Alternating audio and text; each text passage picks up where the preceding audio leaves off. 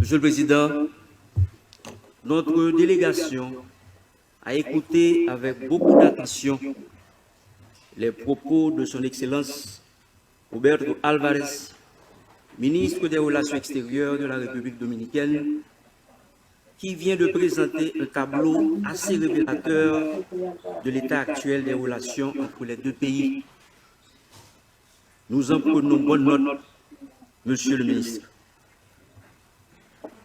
Monsieur le Président, avant de donner lecture au Conseil des quelques faits publiés par le gouvernement de la République d'Haïti en lien avec la construction du canal sur la rivière Massacre, je voudrais faire référence à l'écrivain Eduardo Galeano, journaliste et poète uruguayen, là, mon estimable collègue Washington Abdallah serait d'accord avec moi, qui, dans son livre Les veines ouvertes de l'Amérique latine, publié en 1971, dénonce une attitude de non-respect généralement affichée envers Haïti.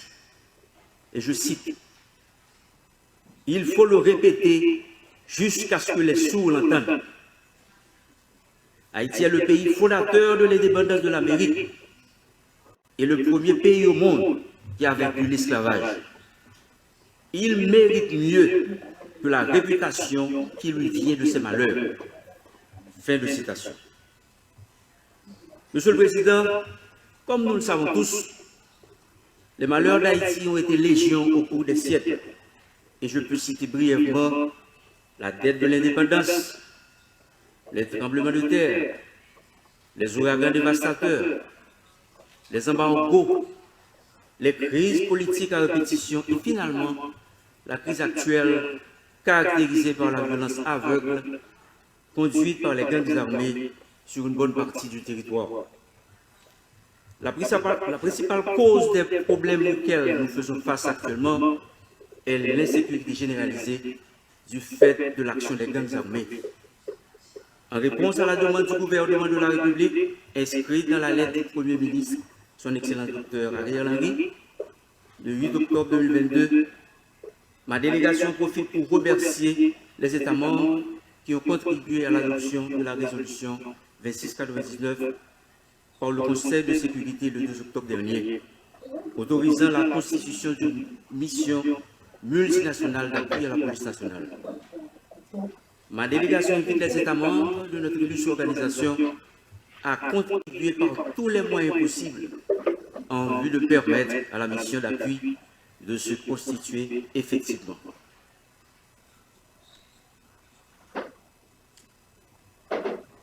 Monsieur le Président, la République d'Haïti en a assez des crises.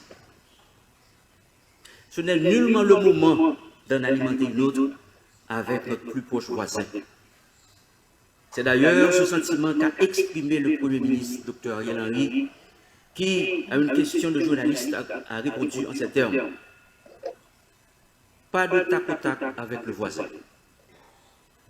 L'essentiel, c'est de trouver une solution. Le gouvernement haïtien affiche une position de sagesse, sans émotion, mais avec maturité. Monsieur le Président, chers collègues ambassadeurs, s'agissant du différent opposant la République dominicaine et la République d'Haïti, concernant la construction du canal sur la rivière Massacre, souffrez que je vous présente brièvement quelques faits.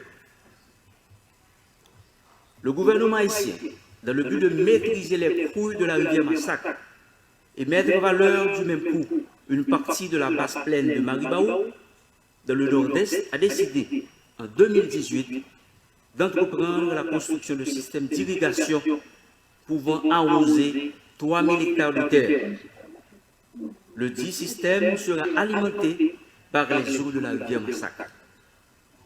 Celle-ci est un cours d'eau frontalier, formé par des affluents prenant source tant en Haïti qu'en République dominicaine. Ainsi, le territoire haïtien contribue largement à générer les débits mobilisables de cette rivière commune.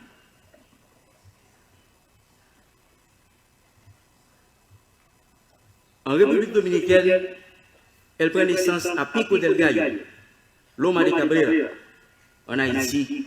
Elle reçoit au niveau de Contrée Bernard plusieurs affluents, prenant naissance dans le versant haïtien de la cordillère centrale, notamment la rivière de Capotilles, la rivière Gens de Nantes et la rivière La Mine.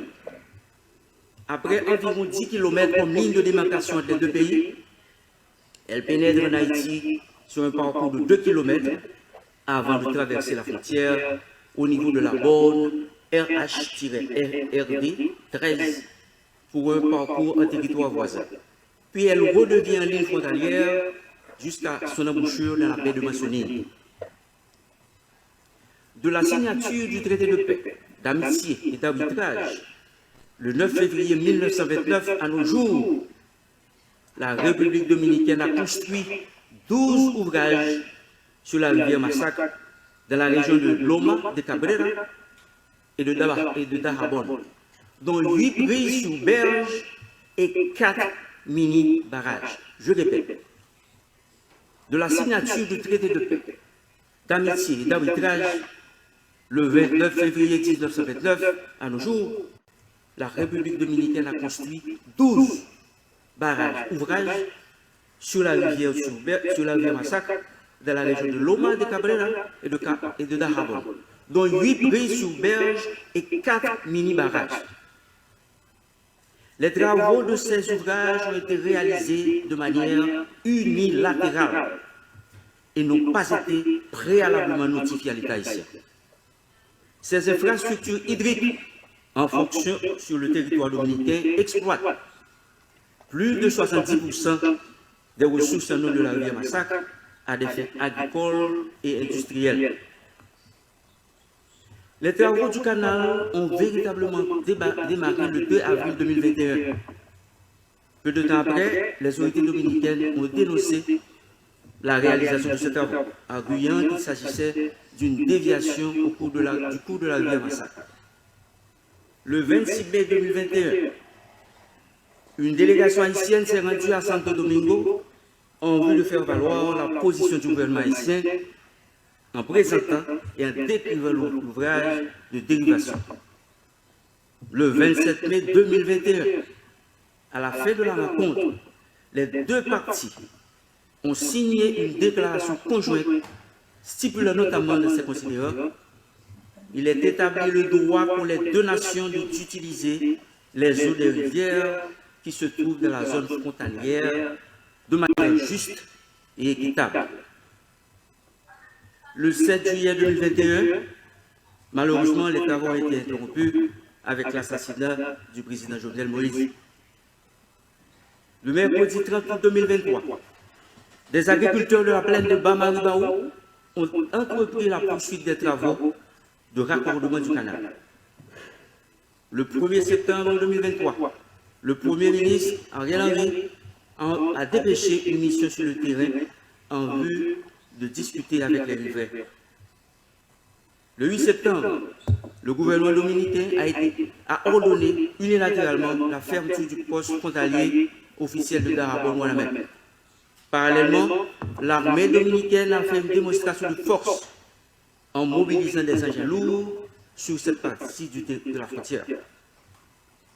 Le mardi 13 septembre 2023, les gouvernements haïtiens et dominicains ont décidé de commun accord de se réunir à Santo Domingo à travers la table hydrique binationale de la Commission mixte bilatérale afin de trouver une solution juste et définitive à ce différend.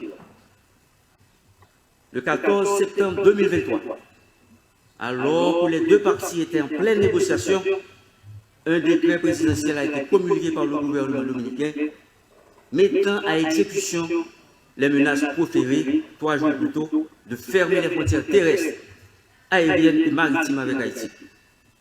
Ces mesures unilatérales ont amené la délégation haïtienne à mettre fin aux négociations bilatérales en cours. Monsieur le Président, chers collègues ambassadeurs, la construction du canal ne va pas s'arrêter.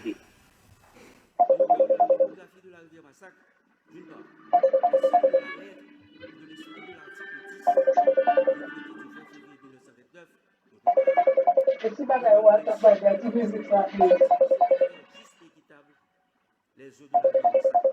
rivière frontalière et successives alimentées par des affluents des deux pays. La situation actuelle, caractérisée par la fermeture des frontières terrestres, aériennes et maritimes, ainsi que la mobilisation de troupes militaires du côté dominicain, n'est profitable ni à la République d'Haïti, ni à la République dominicaine. Il y a une urgente nécessité de calmer les esprits et de prendre des mesures concrètes pour une désescalade. Haïti condamne fermement l'utilisation de la menace, des manœuvres d'intimidation et de la désinformation qui ne sauraient se substituer au respect des engagements internationaux. Le gouvernement haïtien exprime sa grande préoccupation face à l'intransigeance des autorités dominicaines. Il condamne fermement le récente décision d'agrandir le canal de la Vihia avec l'intention officiellement affirmée de dévier complètement les eaux de la rivière Massacre afin de priver les utilisateurs haïtiens en violation flagrante du traité de paix, d'amitié, d'arbitrage du 20 février 1929.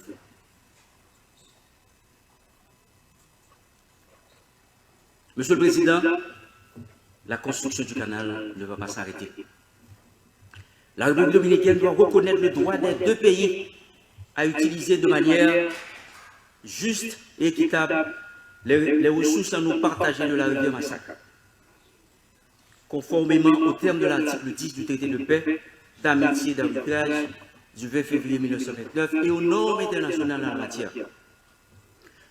Le problème actuel concernant la rivière Massacre, sans sous-estimer les conséquences de sa gestion irrationnelle, paraît être un dossier mineur et une distraction par rapport aux grands défis communs auxquels doivent faire face les deux pays, car les voies de résolution claires et précises sont déjà prévues dans le traité subventionné.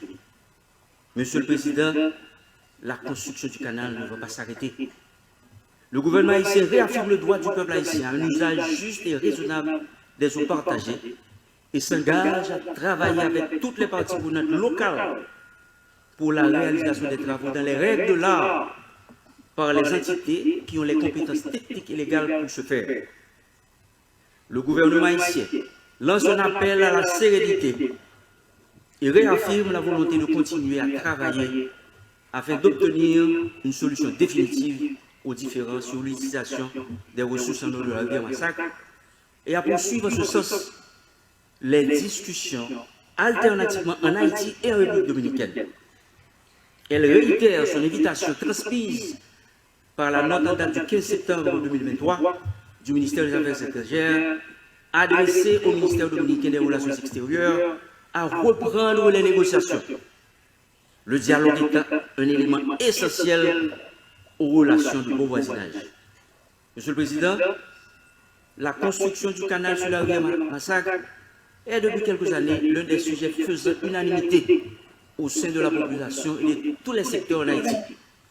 Les Haïtiennes et les Haïtiens, en solidarité avec la population du Nord-Est et plus particulièrement la communauté de Ouanamène, parlent d'une seule voix quant à la poursuite des travaux. Nous dit KPK, canal là, pas campé. La construction du canal ne va pas s'arrêter. La construction du canal ne va pas là. Le gouvernement de la République d'Haïti réclame le respect de l'intégrité de son territoire, sans faire un compte rendu exhaustif de la situation de nos compatriotes en terre voisine. Le gouvernement appelle aussi à la protection de ses ressortissants et au respect des conventions internationales en la matière.